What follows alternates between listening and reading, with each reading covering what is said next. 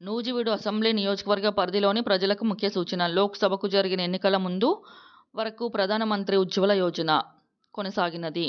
సుమారు దేశంలో 1 కోటి కుటుంబాలకు ఈ పథకాన్ని అందించడం జరిగింది. ఈ రోజు నుండి అనగా జూలై 2024 సోమవారం నుండి ప్రధానమంత్రి ఉజ్వల యోజన 2 పథకంనకు అర్జీలను సమకూర్చుకునే అవకాశం కల్పించడం జరిగింది. దేశంలోనే మారుమూల గ్రామాలకు సైతం ఈ పథకాన్ని విస్తరించడం ద్వారా కోట్లాది కుటుంబాలకు మేలు జరగాలనే కోరికతో ప్రారంభించడం జరిగింది. సుమారు 6,500 విలువ చేసే గ్యాస్ కనెక్షన్ మరియు 1 సిలిండర్ ఉచితంగా అందజేయటం జరుగుతుంది.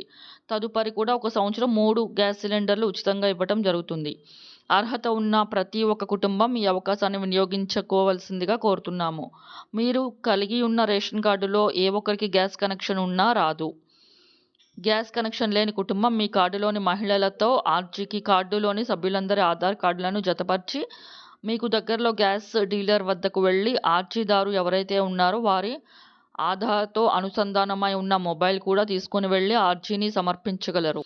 ఎవరైనా గ్యాస్ డీలర్ సరిగా స్పందించని ఎడల మీకు అందుబాటులో ఉండే ఎన్డీఏ కూటమిలోని పార్టీ నాయకులకు కానీ ప్రజా ప్రతినిధులకు గాని విషయాన్ని తెలియవలసి సహాయము పొందగలరు. తగిన పరిజ్ఞానం కలిగిన వారు ఆన్లైన్లో కూడా మీరు అర్జీని సమర్పించుకునే అవకాశం కలదు. ఈ క్రింది లింకు వినియోగించుకోగలరు.